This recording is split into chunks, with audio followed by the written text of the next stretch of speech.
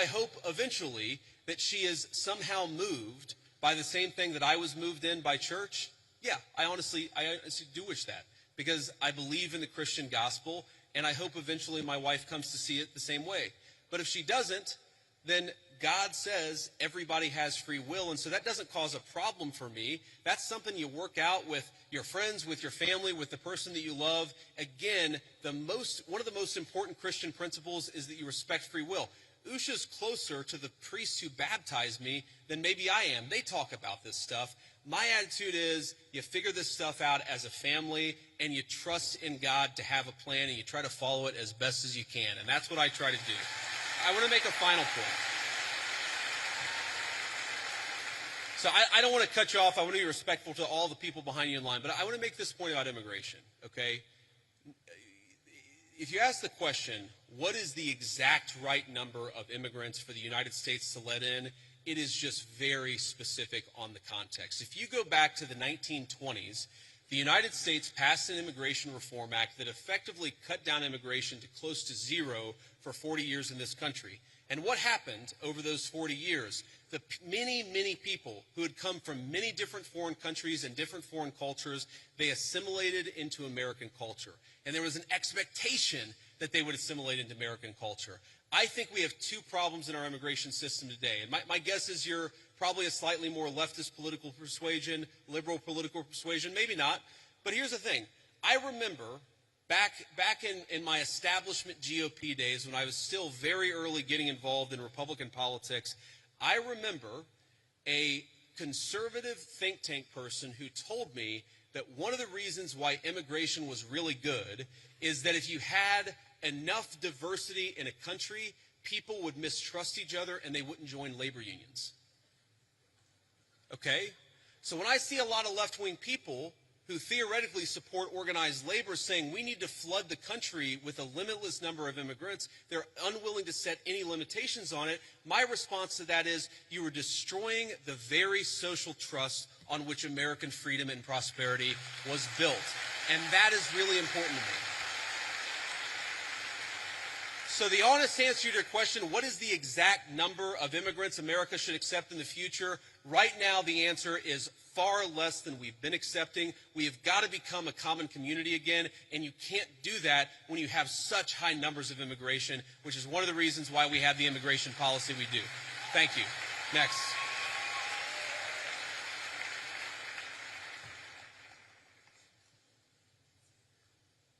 Good evening, Vice President Vance. I just want to say it's an honor to actually be able to talk to you. It's an honor to be here. Thank you. Thank you. One of my biggest questions is, I feel like one of the biggest problems that America is facing today is that ever-growing social political divide, and we're seeing this on the Republican and Democratic side, but we've seen that a refusal to cooperate with the other side has led to some major issues, including right now the government shutdown, and I wonder, as the party in power, what are your plans to address that issue towards, reaching that olive branch out to the other side to actually come to an agreement on how to go forward with our government? Look, it's a very good question, and let me just say on the government shutdown in particular, the reality here is that there's a very simple bill that just reopens the government. It does it through pretty much the end of the year. That got every single Republican in the House of Representatives to support it. And then it got 52 Republicans in the Senate and 3 Democrats in the Senate to support it. But because of weird Senate procedural rules, it requires a 60-vote threshold. So on that issue in particular, when you have every single Republican with like 2 exceptions in both houses of Congress, I feel pretty confident. I know that I'm partisan. I know I have an R next to my name. But I feel pretty damn good saying the shutdown is the Democrats' fault because we voted again and again to open it.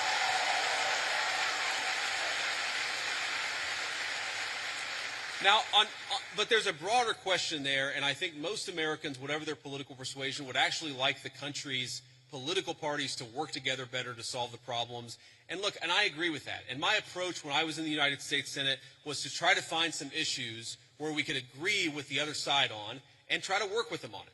And let me give you one example. I really worry about concentration in the corporate sector. I worry about big corporate monopolies. I worry that when you have only one or two companies dominating an entire sector, it's bad for liberty and it's bad for prosperity. So you may be shocked to hear this, but I actually worked with Elizabeth Warren on some anti-monopoly stuff when I was in the United States Senate.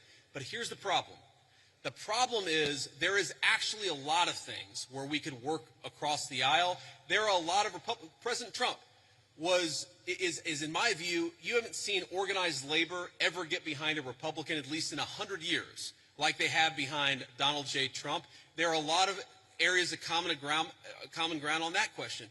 The problem is, as reasonable as some of these people can be in private, in public, the current obsession of the Democratic Party in leadership, I'm not saying every Democrat in the country, but the current obsession of every Democrat in Congress is get President Trump, fight President Trump, attack President Trump. It is impossible for us to work across the aisle unless a person is willing to put down their partisan sword, shut the hell up about fake scandals related to Donald Trump, and actually work with us. That's the way you make this happen. Next. Thank you. Thank you. Next. I'm going to try to get through as many as possible, guys. Thank you. Good evening, Mr. Vice President. Hello. Hi. I actually drove here all the way from Memphis, Tennessee. Go Tigers. So I'm sure everyone here is aware of the Memphis Safe Task Force that has been in the city for about a month now, and I checked a little earlier. As of this morning, I believe they've arrested 1,700 people and seized about 300 illegal guns. So I want to ask, how does this law enforcement objective jive with Attorney General Pam Bondi's pledge to make the Department of Justice a more pro-Second Amendment Department of Justice? Because I'm sure most people in here support the Second Amendment. So how can Republicans and this Department of Justice use the current gun laws that are on the books that a lot of pro-Second Amendment advocates disagree with, that we wanted to overturn in the big, beautiful bill, but we didn't get it? Yeah. So I understand the question. And by the way, I supported some of those changes in the big, beautiful bill. I know the President of the United States did too. We didn't have the votes to get them in there, and that's as simple as that. But I know exactly what you're talking about because there were a couple of issues in particular. I talked to some of my Second Amendment friends. But here's the basic issue. We don't want people who have violated the law, who have committed felonies. The Second Amendment, like every other amendment, it's about due process. It's that you don't have your rights violated unless there is due process of law. If you're a person who's committed 4 felonies and a court has lawfully ordered that you shouldn't have a gun and you're running around with a firearm, I don't have any problem with law enforcement saying you don't get to have that firearm that is illegally possessed, illegally obtained. I think that's basic law and order. Now, again, if you had somebody come in and say, well, we don't think that person should have a firearm, but they haven't violated any law, that's a totally separate question. That's not what we're focused on. What we're focused on is violent crime and people who have violated, the bodily autonomy of another human people. A person who has committed an act of violence against one of their fellow citizens, we're going to clean up the streets, get those people off the streets, and make America safe for the American citizens again. That is our entire law and order policy, and I think we're doing a pretty good job at it. Thank you.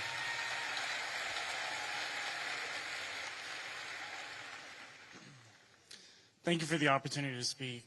I'm a Christian man, and I'm just confused why that there's this notion that we might have owe Israel something, or that they're our greatest ally, or that we have to support this multi-hundred-billion-dollar foreign aid package to Israel to cover this, to quote Charlie Kirk, ethnic cleansing in Gaza.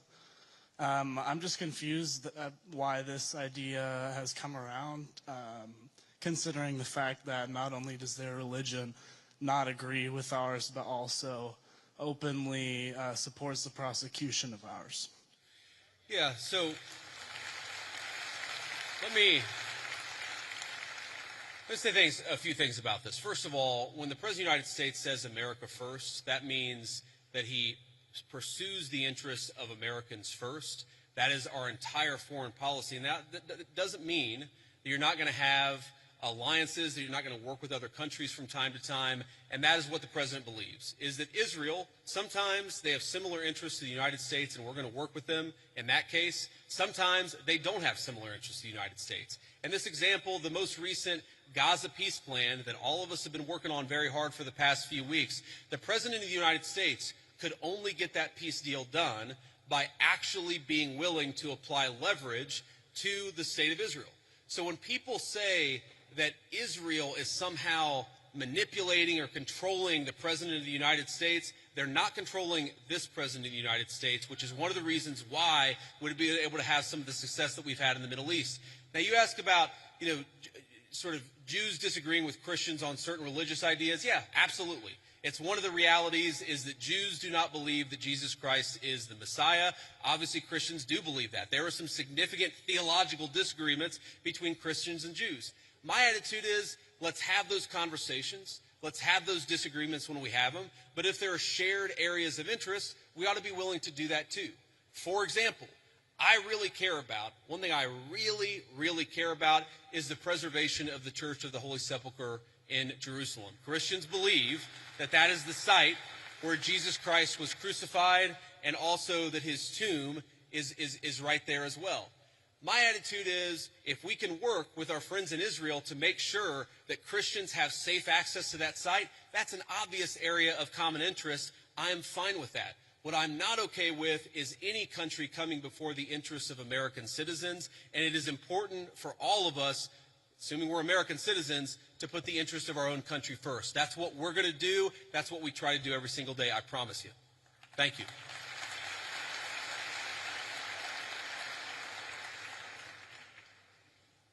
Hi, Mr. Vice President. I'm the president of our pro-life organization here at Ole Miss, Rebels for Life.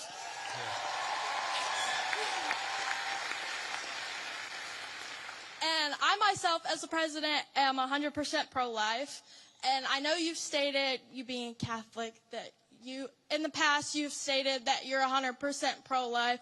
But since joining the presidential campaign as the VP, you've kind of wavered how you see abortion. So I'm just wondering what your stance is right now. Sure. And do you think that someone else's right to liberty trumps someone else's right to life?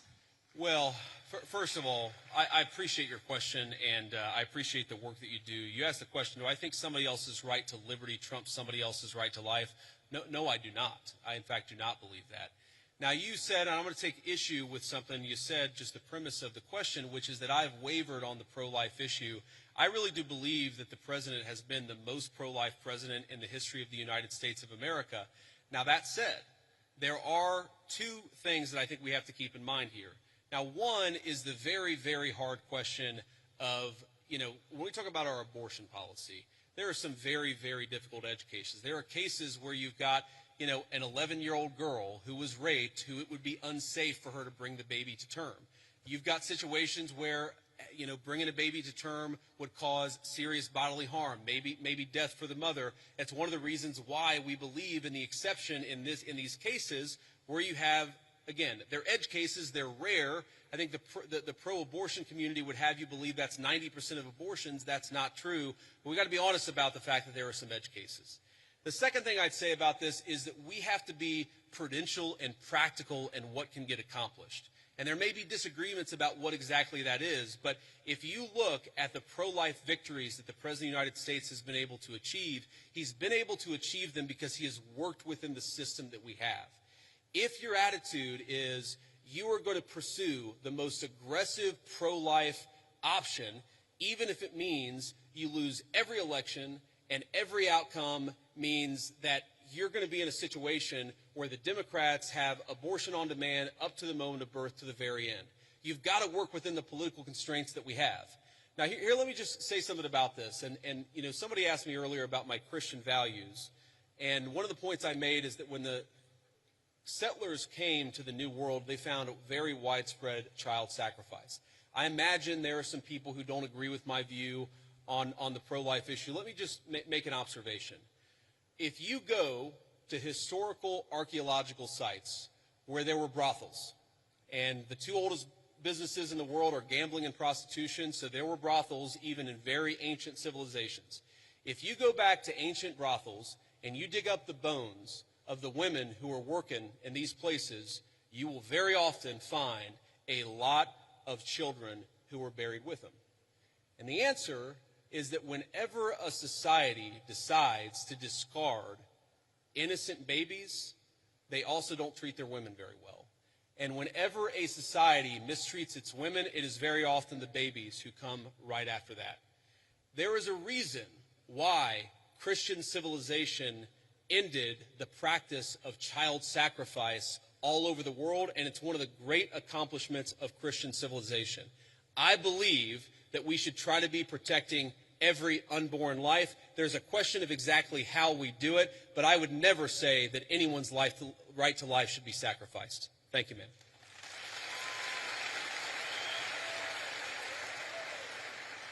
First, I just have to say I'm thrilled to hear you articulate Christian values on a stage like this, and to remind us that things we take for granted and things we value so much have a Christian origin. So thank you for that. I really mean that.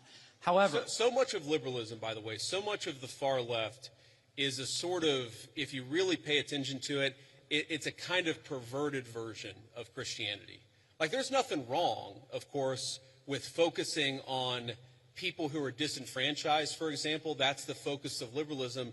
But if you completely separate it from any religious duty, any civic virtue, then that can actually become, for example, an inducement to lawlessness. You can't just have compassion for the criminal, you also have to have justice too, which is why I think that a properly rooted Christian moral order is such an important part of the future of our country. But sorry, I interrupted you. Go ahead. No, amen, absolutely. Now, as much as I hope and pray that we can be a nation of Christians, the idea of a Christian nation scares me. So I'd like to hear your feedback on a pretty nuanced argument here, that perhaps there should be a wall of separation, as at least one of our founders advocated, between church and state at the national level.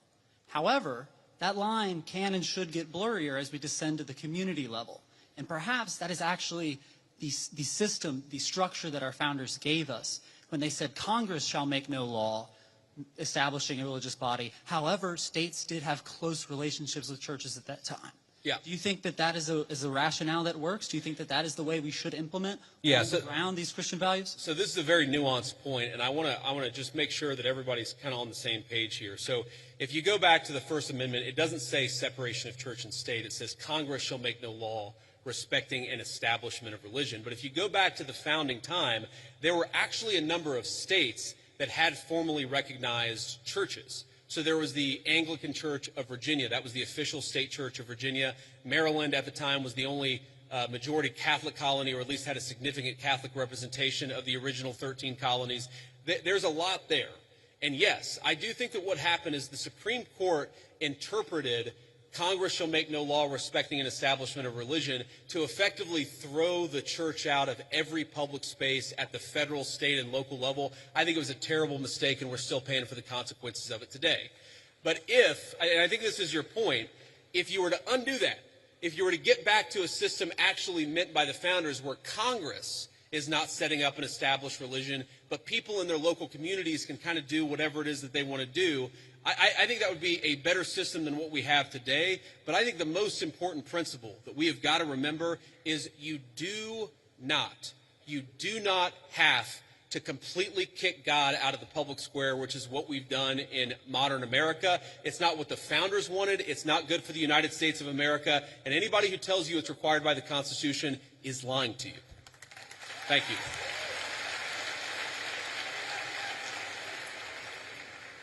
Hello, JD. How you doing today, man? Good. How you doing? In the wise words of Ricky Bobby, I don't know what to do with my hands. Don't feel bad. Neither do I half the time, man. Okay. First off, yeah, laugh it up. Okay, first off, I just want to say I am a huge supporter of the Trump administration. I was 3 months too late to vote for you guys, but if I could have, I would have. So I'm a huge supporter of you guys before I make my argument, but there is something you guys are doing that is kind of disturbing me a little bit. Okay, go ahead. Thank you. You guys have sent the military into Washington, D.C. and a few other cities that I can't think of off the top of my head, which, first off, they've had wonderful results. Like, no one can deny the results of that. It's wonderful. Some might even say the greatest. I'm a comedian. I like this guy. Who is this guy? Thank you, JD. I like you, too. Now he's gonna ask the question about all the shit that we did wrong, but that's okay. Go ahead and ask your question. But yeah, I'm just wondering, well, it's not necessarily something you did wrong, but it's what could someone else do wrong? Let's say we get a complete tyrant in office, and let's say Turning Point USA is having a huge protest against, something really bad that we don't like, and let's say he's, a president is saying that it's getting violent. How can we, I'm trying to think, my mind's kind of blank. What is the difference between what you're doing and how could we prevent someone from abusing that power? Yeah, so look, I understand where the question is coming from, and I think it's a fair question.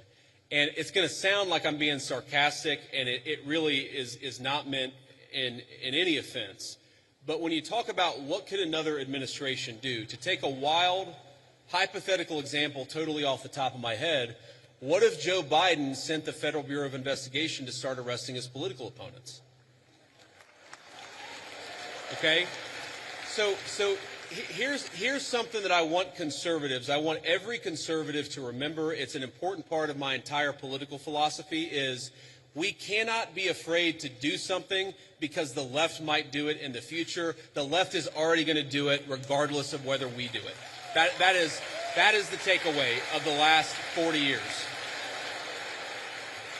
And in particular, if you look at what we're doing, if Joe Biden wanted to deploy the National Guard to a red state in a place where the murder rate was twice what it is in third world countries to actually go after murderers, that would be a great use of the National Guard. Unfortunately, I don't think Joe Biden would use it like that. What I'm worried about, frankly, is what the far left already did with American law enforcement, and that is the thing that we have to prevent against. And the answer to that question is you make sure the people who did it face penalties for using the federal power against American citizens.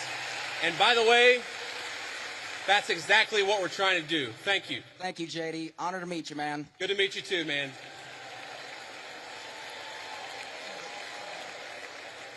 This will be the last question. Ricky Bobby, 2048. That's who I'm voting for.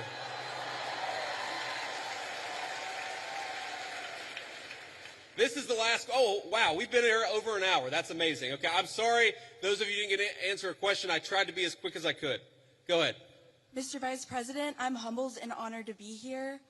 Recently, President Trump endorsed a candidate to run against Republican Representative Thomas Massie, who has opposed and criticized some of the Trump administration's aims. How would you address those who fear that principled disagreement or independent thinking is discouraged within the party because of how it can be framed as a betrayal instead of as internal accountability or an opportunity for debate and negotiation? So it's a very good question. And let me say this one is hard for me. And the reason it's hard for me is because Thomas Massie and he's one of the first people that ever reached out to me about my book or about political office. I've known Thomas Massie well before I ever got involved in politics. Thomas's wife died maybe it was a year and a half ago, 2 years ago. It was a little while ago. She died very unexpectedly, was a very sweet and kind woman, and I was probably one of the first people that called Thomas to offer my condolences. I think the problem with Thomas, and I've told him this in private, and now I guess I'll say it in public, is it's one thing to disagree with the party on a particular issue. It's one thing to have your independent stand on a number of questions. And by the way, some of the stuff where Thomas Massie has been independent against the Republican Party, I've agreed with him with. Thomas and I worked together during 2023 where I was trying to stop the limitless flow of American money to Ukraine, and Thomas was one of the people I was working closest with it. But that's one thing. Being independent, having your own opinions is one thing. Voting against the party on every single issue, you're eventually going to make too many enemies. And that is the problem that Thomas has had. It's not one issue. It's not 3 or 4 issues. It's that every time that we've needed Thomas for a vote, he has been completely unwilling to provide it. That is why the President of the United States has trained his ire on Thomas Massie. It's because we can never count on him for some of the most difficult votes. I wish that that weren't the case. I say that as somebody who's known Thomas well before I got into politics, but politics is politics, and when you always vote against the party, you can't expect the party to actually back you. That's the reality. So, let me say just a couple of final things before I hit the road here. And one, it has been such an amazing honor to be with all of you this evening. I want to say 2 things.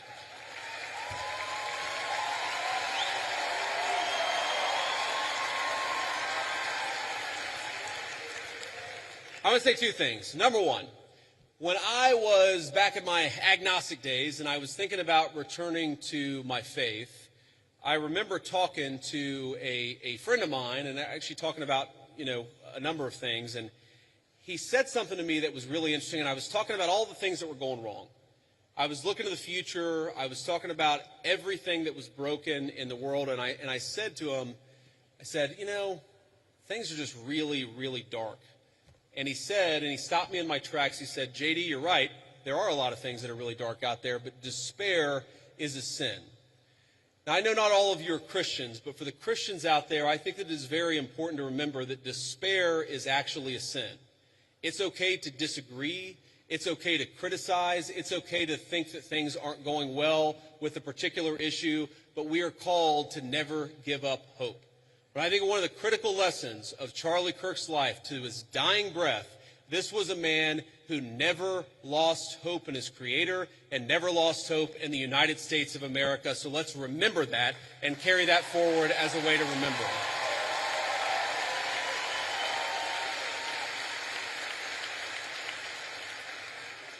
And the second thing that I want to say is, in line with despair being a sin, look, I imagine that I can tell most of you apparently agree with a lot of what I said. I'm sure that a lot of you disagree with some of the things that I've said.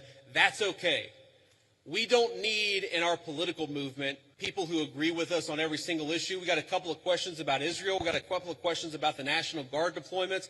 We don't need somebody who agrees with us on every single question or every single issue. What we need is people of good faith who love the United States of America and are willing to work hard to save it. So when you look at all the accomplishments, you look at the accomplishments of the last 9 months. We inherited the worst border crisis in the history of the United States of America. We shut down the border, and net immigration is 2.5 million lower today than it was in 9 months. That means the total number of people that have been sent out of this country is 2.5 million. We have 2.5 million fewer illegal immigrants than we had. That's a great accomplishment. We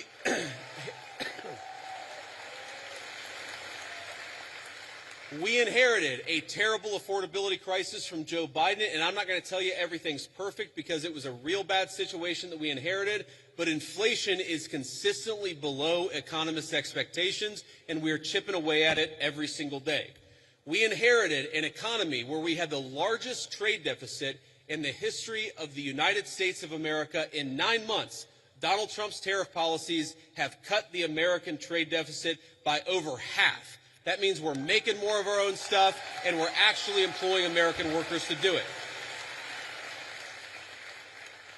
And all that is to say that very often Charlie Kirk would call me and he would say, not attaboy, but he would say, do more, do more, do more. And I listened to Charlie because he was a dear friend and because I knew that he loved this country. My point is, the best way in your life to honor Charlie Kirk's legacy, it's not to despair, but to hope in the future of this country. If you disagree with something, then get involved in the movement to save this country. If you think that we could be doing more, then pick up the phone and get involved in the effort to change our minds and change the future of the United States of America in the process. My friends, the rebels of Ole Miss, despair is a sin. Do not give in to despair. Let's keep fighting to save the United States of America. Thank you, and God bless you.